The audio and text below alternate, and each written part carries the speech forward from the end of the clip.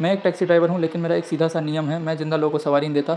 अगर कोई मेरी गाड़ी में बैठ भी जाए और मैं उसे उसकी मंज़िल तक छोड़ दूँ, तब भी मैं उससे एक भी पैसा नहीं लेता। आपको लग सकता है कि मैं बहुत अमीर हूँ, जैसे किसी बड़े घर का लड़का हूँ, लेकिन सच्चाई यह है कि मुझ पर बैंक का 100 मिलियन का कर्ज़ है। इसकी वजह है मेरी कार में रहने वाली एक लड़की का भूत, जिसकी वजह से कोई भी ज़िंदा इंसान आगे वाली सीट पर बैठ नहीं सकता। मैंने कई बार सोचा कि इस कार को बेच दूँ और नई गाड़ी लेकर काम शुरू करूँ, लेकिन मैं ऐसा कर नहीं पाया क्योंकि यह कार मेरी माँ की आखिरी निशानी है।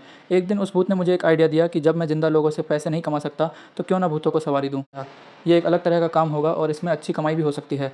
मुझे उसकी बात सही लगी क्योंकि पिछली बार जब मैंने एक भूत को छोड़ा था, उसने मुझे सोने की अंगूठी दी थी। उसके बाद सियोल की सड़कों पर अजीब चीज़ें होने लगीं। मेरी टैक्सी ऐसी जगह जाती जहाँ देखने वालों को कुछ भी नहीं दिखता था। लोगों को लगता था गाड़ी खाली है, लेकिन मेरे लिए हर सीट भरी होती थी। मुझे बस भूतों की बात माननी थी और उनकी आखिरी इच्छा पूरी करने में मदद करनी थी। इस बार एक आदमी का भूत था जो अपने घर में बाथटब लगवाना चाहता था।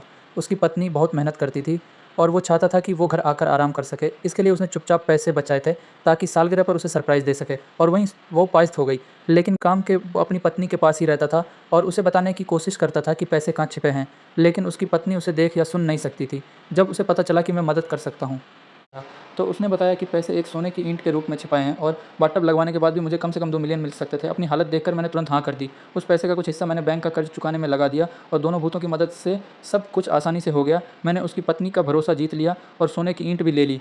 फिर भी उसकी पत्नी थोड़ा उलझन में थी। उसे पता था कि उसके पास बाथटब के पैसे नहीं थे। तब मैंने उसे कहा कि उसके पति पहले ही पैसे दे चुके थे और अब बस उसे लगवाना बाकी है। यह सुनकर वो आदमी का भूत बहुत खुश हुआ। उसी समय एक फ़ोन आया और पता चला कि उसकी मौत का मुआवजा पास हो गया है। इंश्योरेंस कंपनी ने उसकी पत्नी को बुलाया ताकि वो साइन करके पैसे ले सके। मैंने सोचा कि मैं उसकी पूरी मदद करूँगा और मैं तुरंत उसे वहाँ लेकर गया। रास्ते में मुझे लगा कि शायद उसे कुछ अजीब लगे, क्योंकि जब मेरी गाड़ी में भूत होते हैं तो ज़िंदा लोगों को अजीब महसूस होता है, लेकिन उसे कुछ भी महसूस नहीं हुआ, बिल्कुल भी नहीं। हम दोनों हैरान थे। तब उस आदमी के भूत ने कहा कि यह प्यार है। इतने साल साथ रहने के बाद मौत भी उन्हें अलग नहीं कर पाई और उसकी मौजूदगी उसकी पत्नी को कोई नुकसान नहीं पहुँचा सकती।